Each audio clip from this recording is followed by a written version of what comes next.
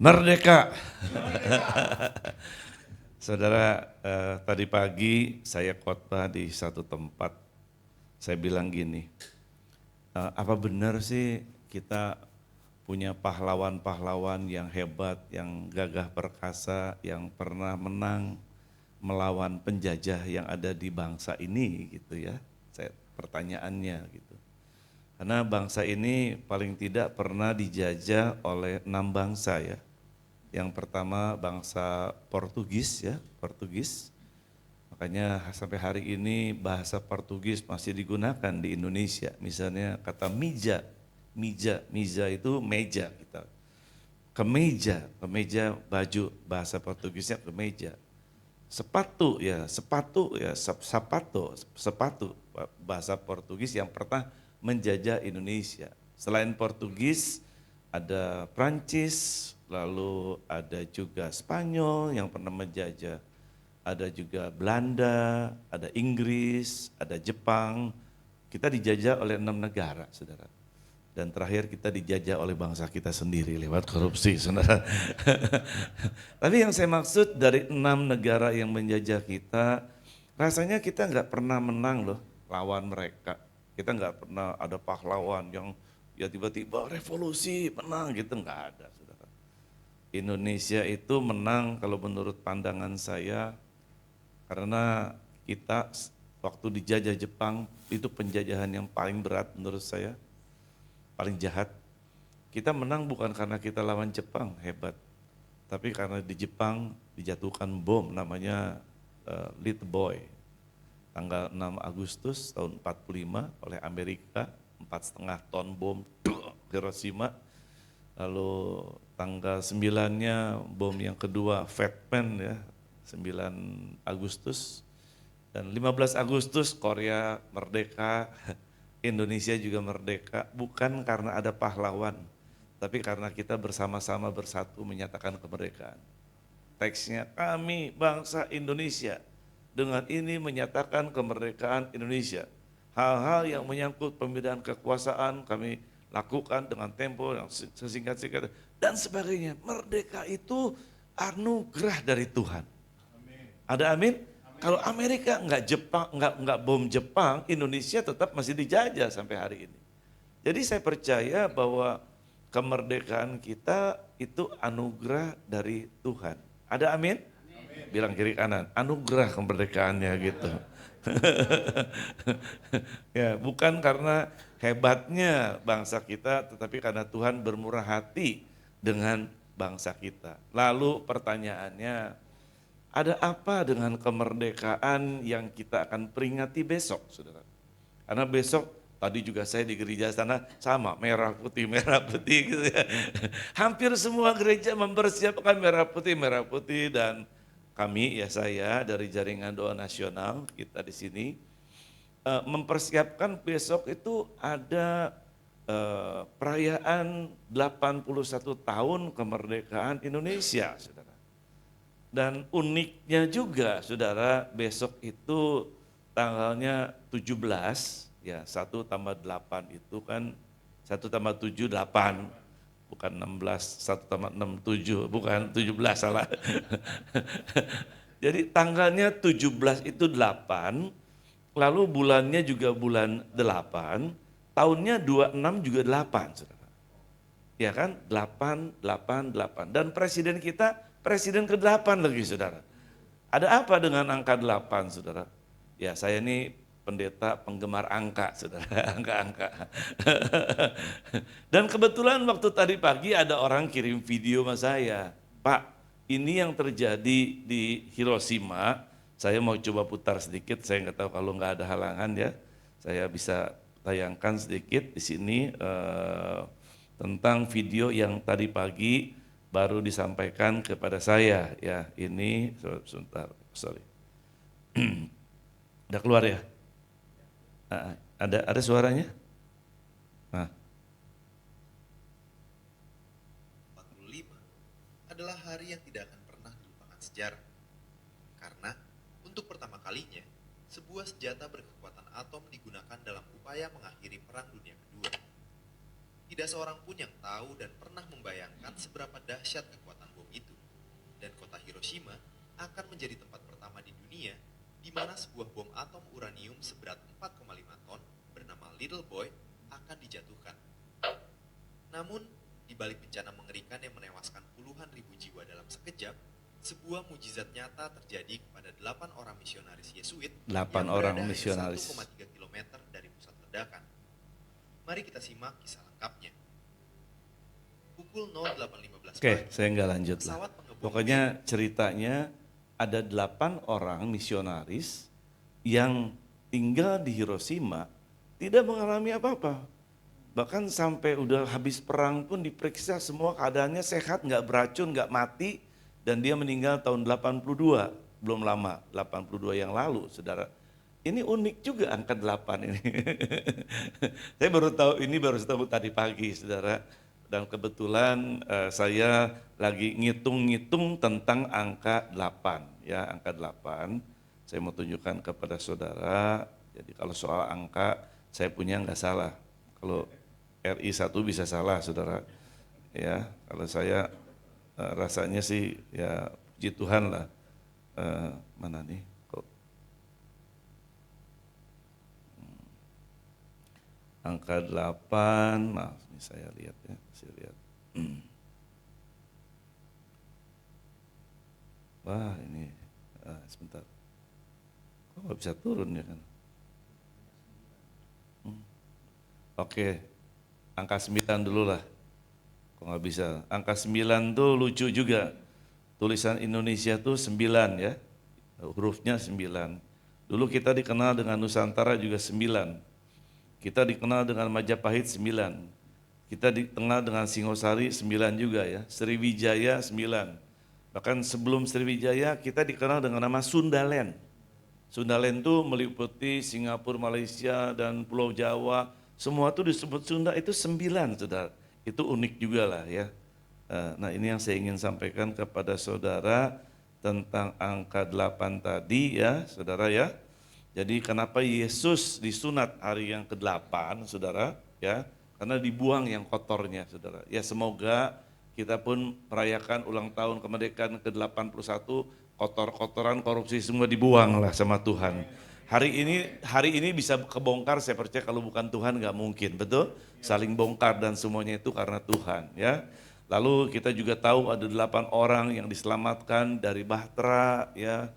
Lalu juga Yesus bangkit pada hari ke-8, pentahiran imam selalu di hari ke-8. Dan 8 itu selalu disebut dengan the new beginning, sesuatu yang baru, saudara. Bisa mengerti? Ya, contoh Musa 40 tahun dia ada di Mesir, 40 tahun dia ada di Midian bersama dengan Yitro, tetapi tahun ke-81 dia ketemu Tuhan, dan setelah ketemu Tuhan, dia memulai pelayanannya pertama membawa bangsa Israel keluar dari Mesir, saudara. Itu adalah 81 awal dari pelayanan seorang Musa. Bisa mengerti? Semoga ya kita juga ulang tahun RI yang ke-81 kita keluar dari Mesir. Ada amin? Ya ini sekilas tentang Indonesia. Kembali ke laptop, saudara. Saya ingin menyampaikan firman Tuhan yang rasanya perlu saya sampaikan hari ini kepada saudara. Hai, PowerPoint-nya Joel, silakan. Saya akan bicara tentang seorang yang bernama Daud. Doa seorang Daud yang seorang gembala bisa berubah menjadi raja, saudara. Bisa mengerti? Next, ya. Saya selalu bilang begini, next. Hah? Oh, masih ada. Oh, sorry. Saya cut dulu ya. Nah, oke, ada. Belum. Bisa.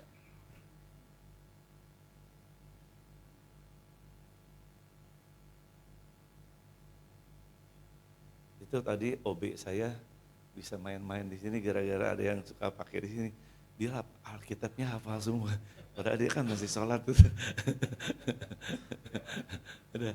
Daud itu dari seorang gembala gimana bisa menjadi raja. Next. Saya katakan begini.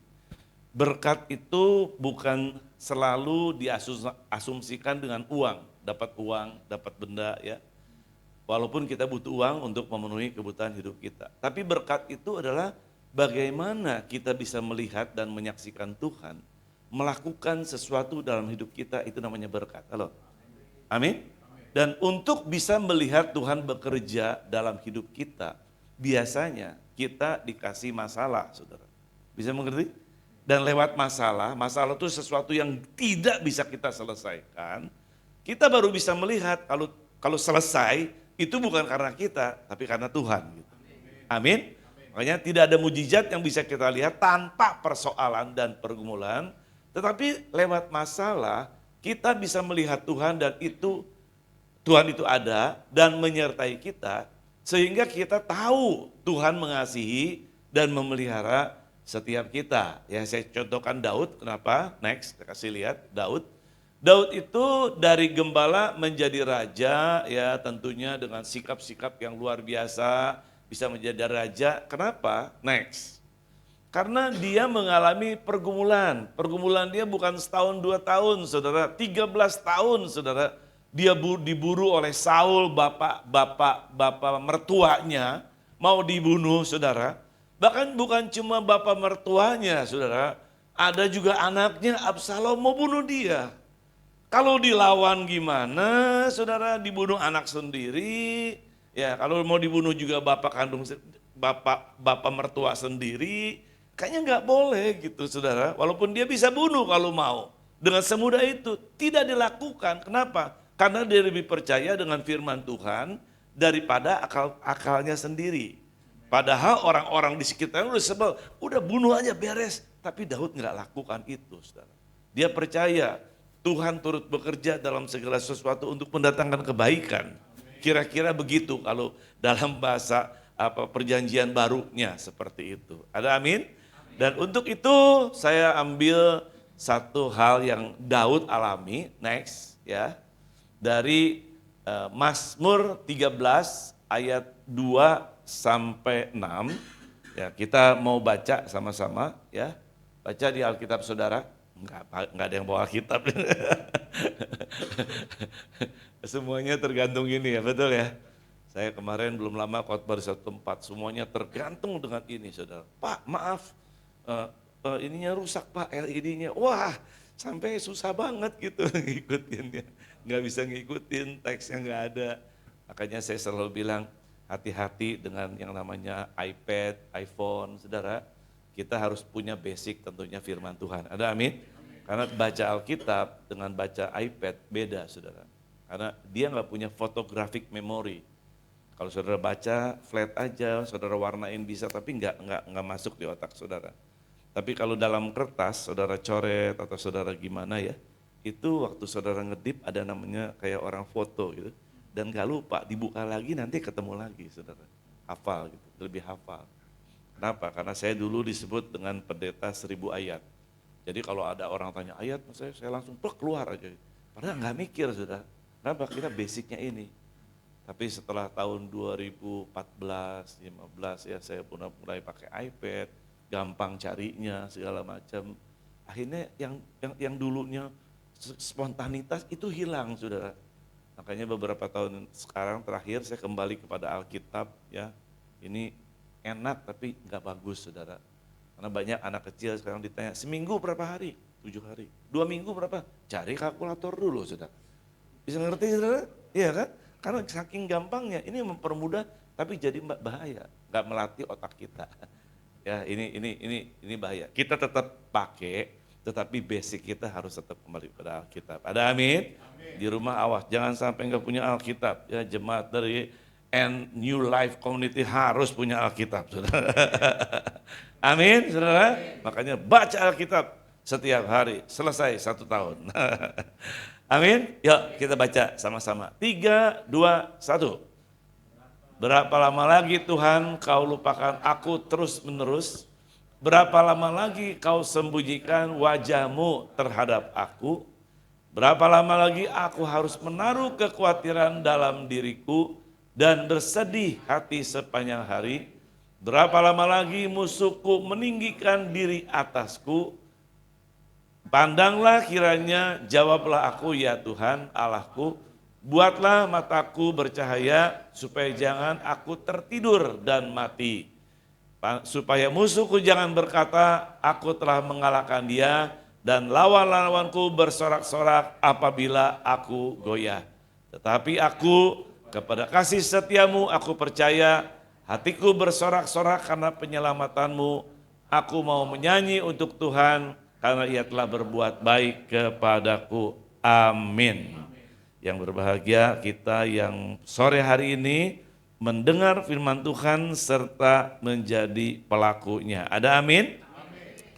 Saudara, seorang yang bernama Daud ini bukan nggak mengalami masalah, tetapi mengalami masalah. Ya, next, ya. Saya percaya dia juga mengeluh karena dia manusia. Tapi dia mengeluh dengan keluhan yang jujur, merupakan satu ratapan. Sampai dia ulang-ulang 4 kali, berapa lama lagi Tuhan kau lupakan aku terus menerus? Berapa lama lagi kau sembunyikan wajahmu terhadap aku? Berapa lama lagi aku harus menaruh kekhawatiran di dalam diriku dan bersedih sepanjang hari? Berapa lama lagi musuhku meninggikan diri atasku? Ayat 2 dan 3 ini mengungkapkan perasaan ditinggalkan Tuhan. Sepertinya Tuhan kok diamkan saya bertahun-tahun seperti ini. Nah ini saya katakan 4 kali diulang, kata berapa lama lagi ini ungkapan dia merasakan tekanan batin, saudara.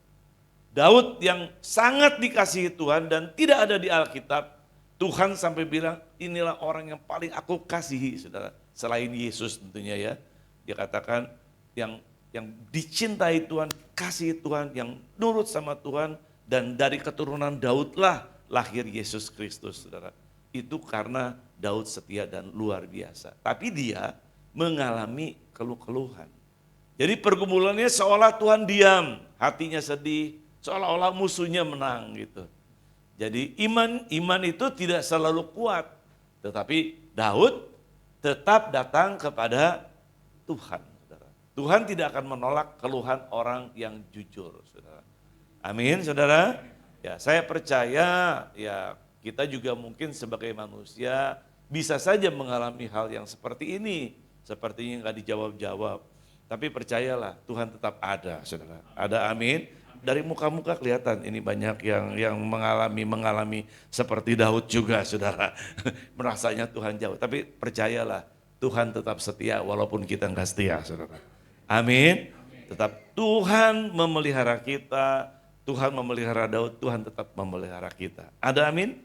Dan yang kedua, dari keluhan yang jujur ini, Daud mengubah menjadi permohonan yang mendesak.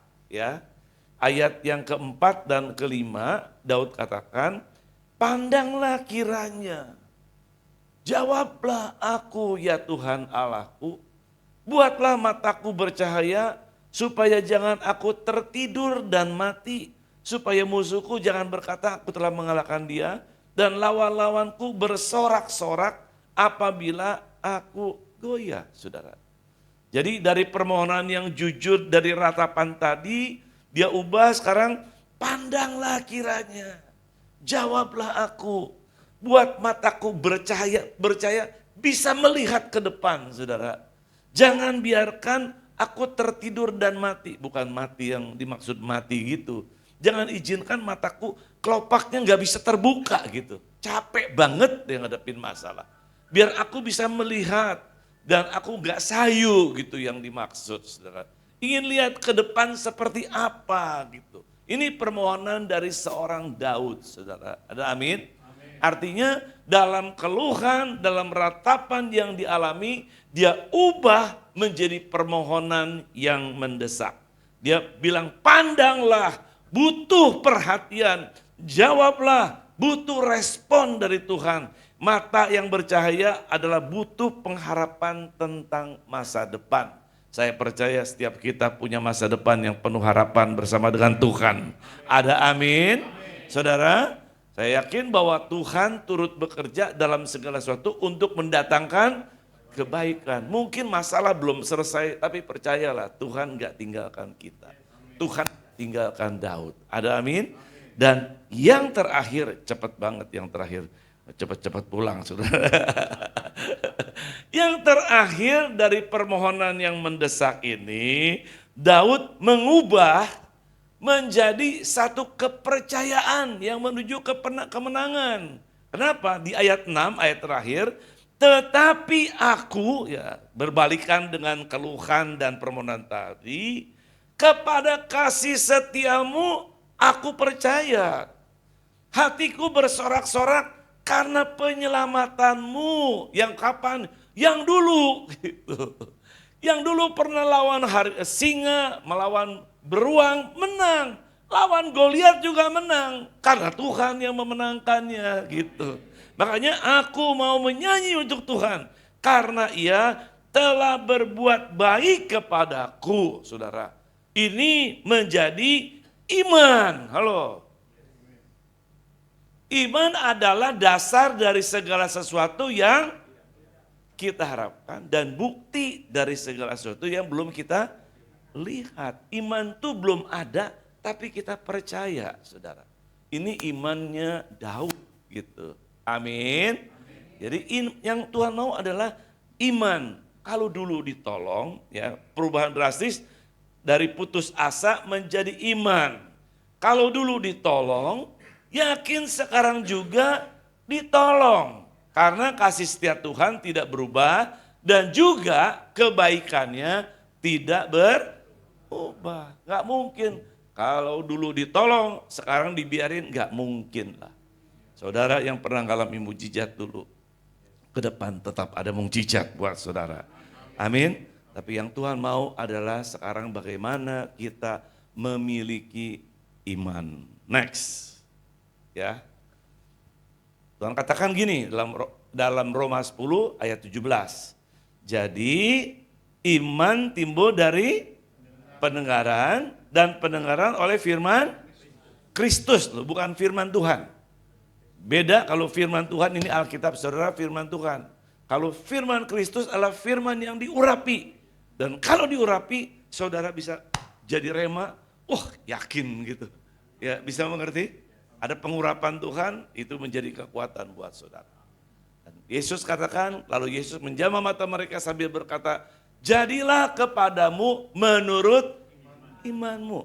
Segala sesuatu jadi menurut imanmu. Dan di akhir zaman dikatakan, jika anak manusia itu datang, adakah ia mendapati iman di bumi? Yang Tuhan ingin lihat hari-hari ini, tahun-tahun ini adalah iman. Jadilah segala sesuatu menurut imanmu. Saya tadi ngitung angka-angka. Saudara tahu tahun Ibrani sekarang tahun berapa? 5786. Gak bakal salah. Ya, dan ada apa artinya 5786? Tolong next. Ini angka 26 ini ya. Ternyata 5 tambah 7 tambah 8 tambah 6 itu 26, Pak. Enggak banyak yang orang perhatiin ya. Ini mulai dari 25 September tahun lalu dan akan berakhir nanti 12 September bulan depan, 12 September. Nanti 5787 enggak lagi 26. Dan angka 5786 itu kalau kita urai, itu Yod, Hei, Vav, dan Hei. Dan unik juga, secara gematria kalau di total itu 26. 26 itu angka Yehova atau Yahweh gitu ya. Jadi ketika Musa bertemu dengan Tuhan, Musa bilang, who are you? Siapa kamu? Tuhan bilang, I am who I am. I am that I am. Artinya Tuhan, Musa ketemu Tuhan. Dan setelah Musa ketemu Tuhan, di depannya Musa bikin mujizat, 10 mujizat besar terjadi. Bahkan laut bisa terbelah, kenapa? Karena ada perjumpaan dengan Tuhan di tengah masalah. Bisa mengerti? Saudara? Nah, buat saya yang senang angka-angka ini, next lagi, 26 ini ya buat saya, ya boleh dong saya punya iman, 26 ini saya diberkati, halo. Dan puji Tuhan saudara, begitu masuk tahun 26, saya ada di Taiwan memperingati 26 kebangkitan doa di Taiwan. Karena tahun lalu, karena tahun 1999 Taiwan tuh dihajar dengan gempa yang terbesar, ribuan orang mati, saudara, rumah hancur berantakan, dan ketika itu mereka memperingati 26 tahun gempa itu di pusat gempanya, saudara. Saya hadir di sana bersama dengan ada 10 orang dari hamba Tuhan dari Indonesia, dan banyak orang Taiwan bersaksi. Setelah gempa besar ini, kita di Taiwan itu gereja bersatu. Gara-gara gempa besar. Jadi kami saling tolong menolong. Kalau ada yang punya karunia membaptis, tetap membaptis orang, lalu disalurkan ke gereja, nggak bangun gereja sendiri. Bisa mengerti? Dan kerjasamanya begitu indah dan menghormati orang tua semuanya. Dan kami juga di sana beberapa hari orang tuanya duduk diam, dengerin semua yang saya. Kalau di kita kan udah khotbah pergi, saudara. Di sana enggak, kebersamaan keluarganya kuat, saudara. Dan mungkin menurut saya di dunia gereja yang kebersamaannya paling kuat sedunia adalah Taiwan. Dan hari ini percaya atau tidak, ternyata negara Taiwan itu adalah pembuat AI terbesar di dunia, saudara. Seluruh teknologi AI di dunia yang bikin rudal-rudal, yang bikin teknologi ChatGPT whatever, itu Taiwan. Taiwan Semiconductor Manufacturing Company terbesar di dunia. Negaranya maju banget, saudara. Kenapa? Karena gerejanya bersatu. Setelah ada masalah yang besar, bisa mengerti? Ya, harap kita jangan ketimpa masalah besar dulu kalau kita bersatu, saudara. Amin ya, saudara ya. Jadi kita nggak usah ketemu, kita minta impartasi dari Taiwan aja gitu. Nah, buat saya 26 ini, saya bilang saya ketemu Tuhan, dan dari awal Mei, dimulai dari Mei, saya sampai hari ini mengalami mujizat demi mujizat, mujizat demi mujizat, mujizat demi mujizat. Kenapa? Ya, karena saya punya masalah banyak. Justru kalau nggak punya masalah, kita nggak bisa lihat mujizat. Ada amin?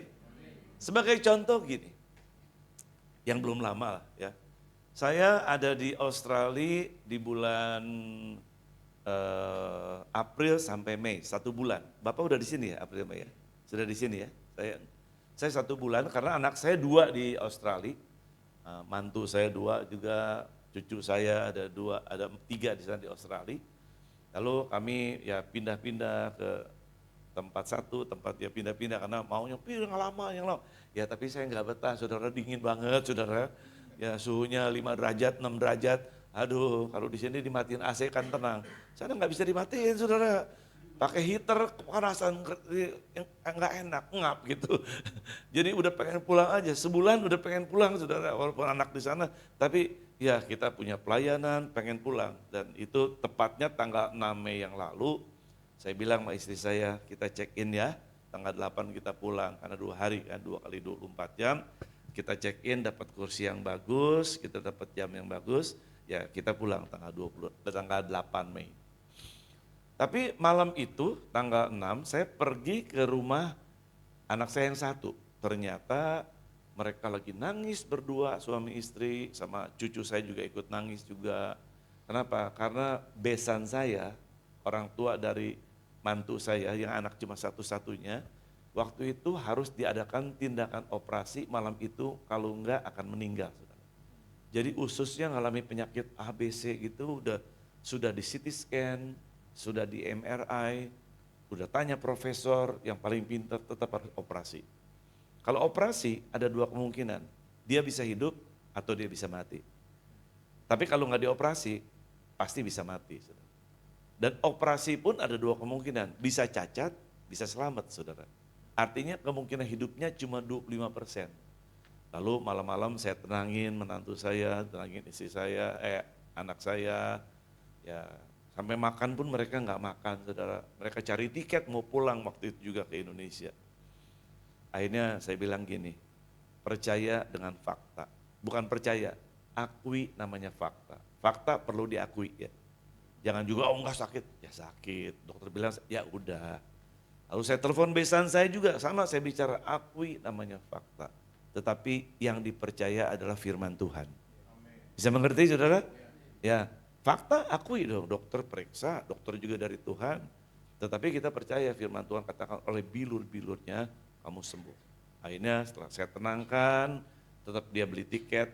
Tiketnya dia dapat tanggal 7, sudah tanggal 7. Jadi sebelum saya pulang tanggal 7. Karena pulang tanggal 7, maka anak istri saya bilang ini, udah deh aku titip koper nih, titip biar bawa pulang. Karena anak saya nggak siap bawa apa-apa, nggak beli apa-apa juga. Jadi ngedadak pulang, akhirnya besok paginya saya antar dia ke airport, pulanglah, masuklah di airport, saya yang antar dengan cucu saya yang terbesar. Lalu akhirnya dia udah masuk, saya keluar, saya pulang, saya tanya istri saya, Mih, paspor kita di mana? Ya ampun, paspornya ditulis di koper.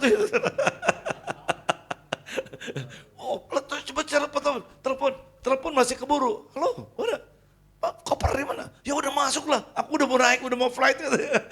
Aku udah mau terbang, ya nggak bisa lah. Ya ampun, itu paspor jalan duluan saudara. Gimana mau pulang? Ini masalah besar saudara. Tapi saya tenang, saya nggak salahin istri saya tenang, saya senyum. Kok kamu senyum-senyum? Ya maksudnya apa, saya mesti salahin kamu kan enggak. Ya toh, siapa yang merencanain gitu kan enggak ada.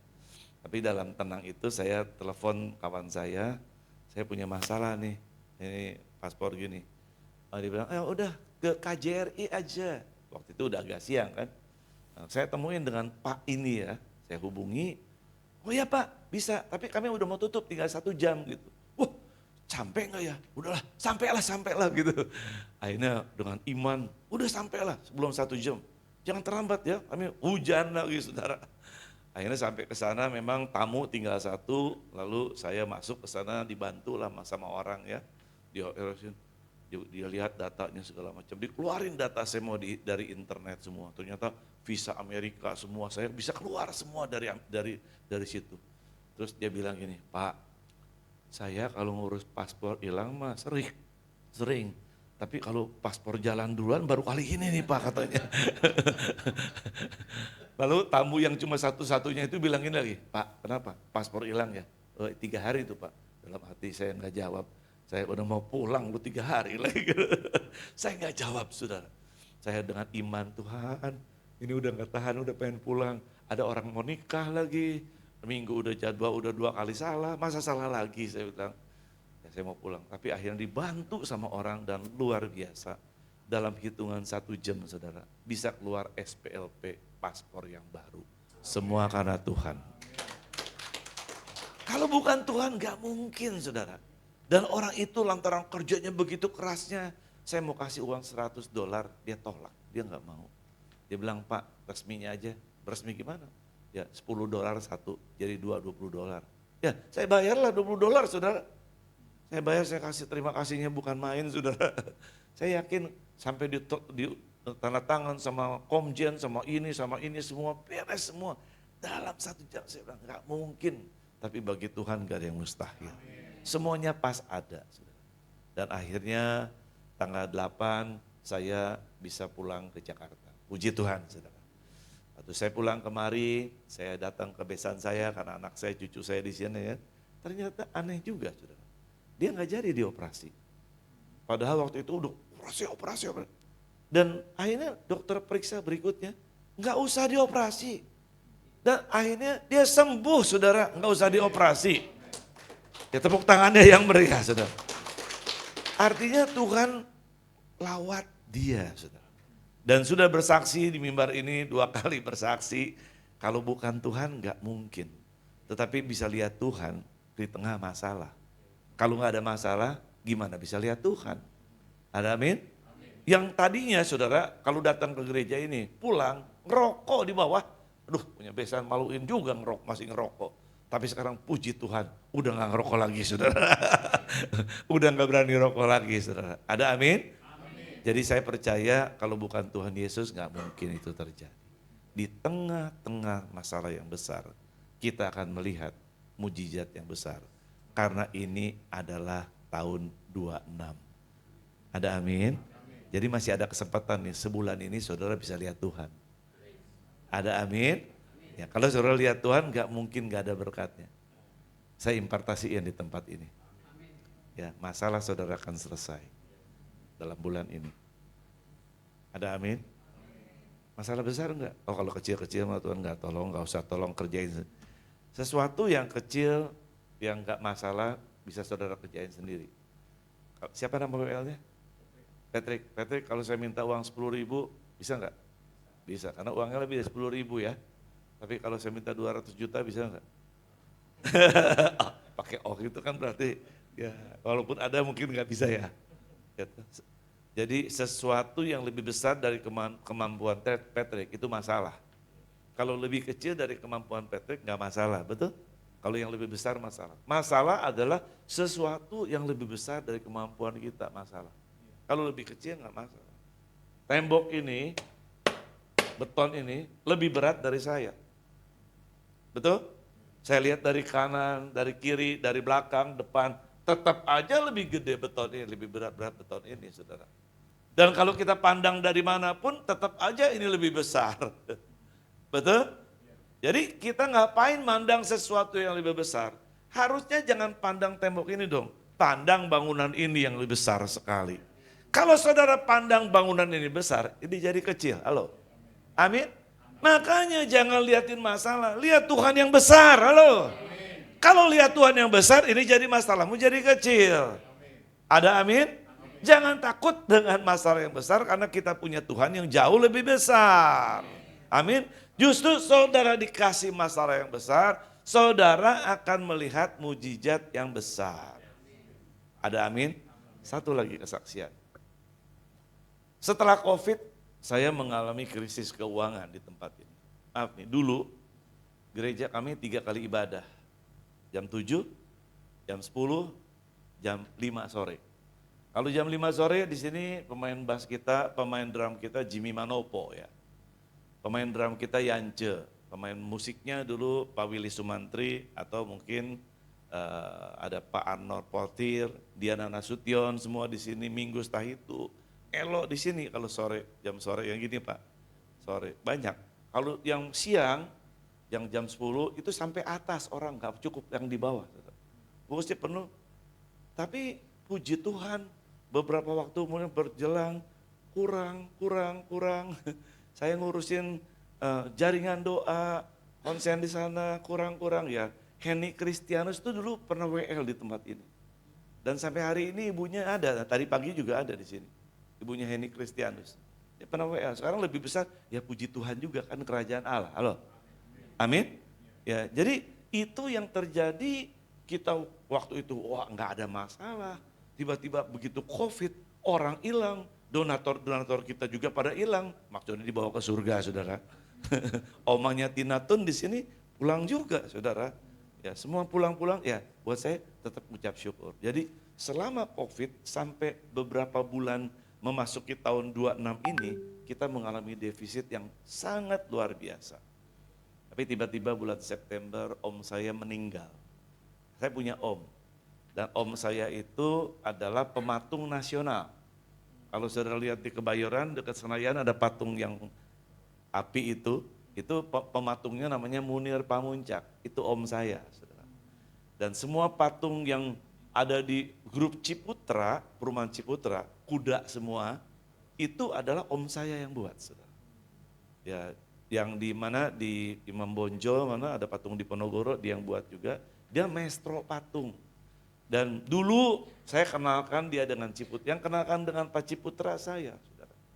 Dan setelah kenal, sebelum kenal bilang gini, Tony nanti kalau om masuk patung sama Om Ci, nanti Tony dapat ya 20%, ya om. Puji Tuhan saudara, sampai kenal, sampai banyak bikin patung, seperak juga nggak pernah ngasih sama saya saudara. Mungkin lupa atau apa dia nggak tahu, mungkin dia tahu saya diberkati, buat saya juga nggak terlalu care. Hubungan kita lebih penting daripada patung. Bisa ngerti? Dan ketika dia meninggal, tante saya panggil saya. Tony, si om meninggal, ya terus gimana? Ya udah katanya tuh Tony kalau yang mau patung yang mana aja, bawa aja katanya. Jadi kalau mau patung yang mana bawa aja yang paling, ya saya pilih dong yang bagus-bagus saudara. Makanya di bawah kan ada patung saya tuh, patung kuda. Ya saya pilih saudara, ada patung yang bagus banget. Orang lagi cium duren terbuat dari keramik saudara. Jadi orang, waduh saya lihat ini bagus nih, ini buat saya, ya udah bawa. Saya bawa sama sama Iwan ya, bawa ya. Kan? Sama Iwan, saya bawa sama Iwan pulang ke rumah. Terus saya buka Google, berapa sih harga patung? Ya ampun, patung kalau maestro bikin, ada yang 800 miliar, ada yang triliun saudara. Patung maestro yang buat mahal-mahal banget. Ada yang ratusan juta juga, ada yang miliar gitu. Dalam hati, waduh saya bisa jadi miliarder nih. Begitu sampai ke rumah saya saudara, istri saya tiba-tiba lihat, apa tuh? Patung, mari. Gitu, jangan, saya mau cuci dulu, Mak Iwan. Enggak, mari aja. Istri saya paksa sudah, ambil juga itu patung. Akhirnya udah tepiin dia. Dia bawa ke dalam, itu patung beradu saudara, dok, patah tangannya saudara. Saya hilang deh miliar. Tapi aneh bin ajaib, saya juga heran.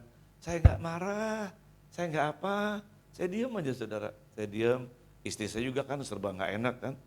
Lalu dalam hati saya gini, masakan hubungan saya dengan istri saya yang udah 47 tahun nikah, hancur gara-gara uang sekian miliar atau triliun saudara. Bisa ngerti? Saya nggak marah dan nggak cerita juga, nggak nunjukin muka kesel gimana, ya udahlah. Akhirnya patung itu saya kembalikan ke tante saya balikin. Kenapa? Udah nggak apa-apa. Nah, terus sama istri saya tetap biasa, nggak ada perselisihan sama sekali sama istri saya. Lalu saya ceritakan, saya mencintai dia lebih daripada patung, lebih daripada uang, bisa ngerti? Dan akhirnya beberapa waktu kemudian tante saya bilang, udah Tony itu patung yang mana juga bawa aja semua katanya. Dan akhirnya saya bawalah beberapa banyak gitu ya patung. Dan harganya ternyata luar biasa juga saudara. Dan main-main dengan patung, bukan patung yang disembah saudara. Yang patung disembah jangan. Ya, tapi kalau patung yang art itu nilainya tinggi. Dan dengan defisit saya selama beberapa tahun masuk ke tahun 26 ini, semua pinjaman di bank semua lunas sampai hari ini. Saya percaya karena Tuhan. Ada amin? Kalau Tuhan mau balikan keadaan cuma sesingkat begitu saja. Asal kita punya iman. Buat saya imannya 26 bukan angka kebetulan, angka kita ketemu dengan Yehova, dengan Tuhan. Dan orang yang berjumpa dengan Tuhan gak mungkin disia-siakan dengan Tuhan. Amin. Hari ini saya mau nyanyi satu lagu. Mau dengar? Lagu ini belum diedarkan di mana-mana. Jadi nanti saya nyanyi satu kali, setelah itu kita nyanyi bareng-bareng. Nyanyinya adalah gak usah pakai musik, tapi pemusik boleh di sini. Lagu ini diciptakan oleh Tony Mulya. Lagu ini bicara tentang bagaimana Tuhan tidak meniadakan iman, tidak meniadakan masalah, tapi lewat masalah Tuhan akan menyatakan dirinya ada. Ada amin? Diambil dari Mazmur 13. Tadi saya ubah menjadi bahasa Indonesia masa kini. Ya, boleh? Oke. Mau dengar suara saya enggak nih saudara? Ada? Ini ya saya yang tulis, ya, ambil dari Alkitab. Ya, belum diedarkan.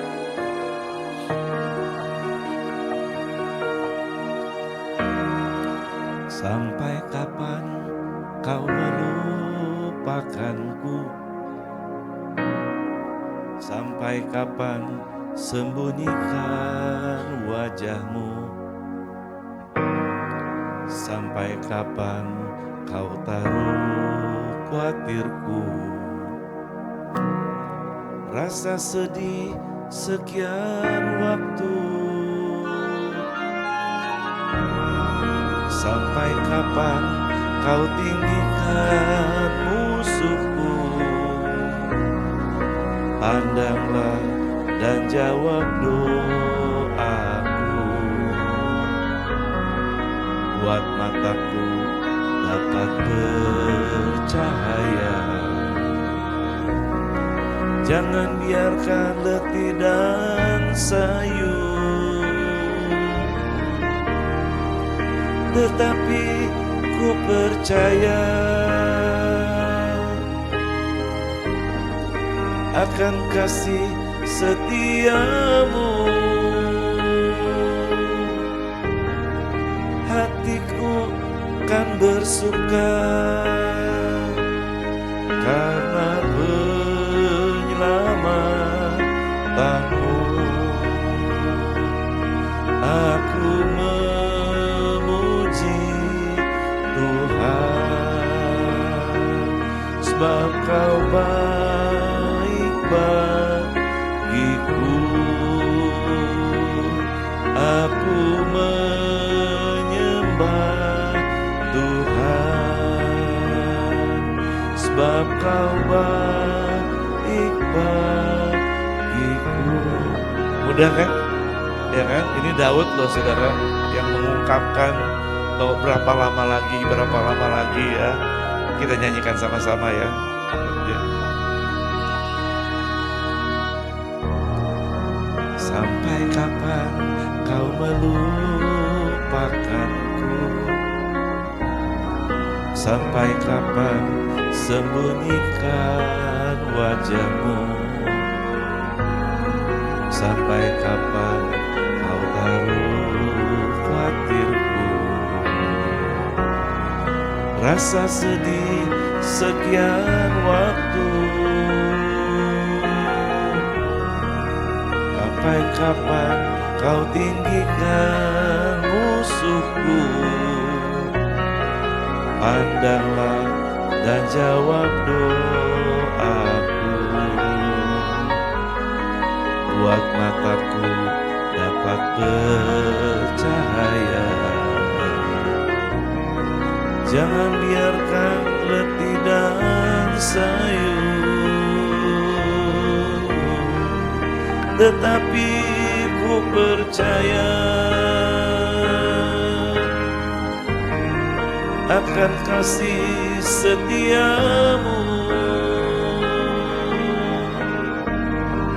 Hatiku kan bersuka karena penyelamatanmu. Aku memuji Tuhan,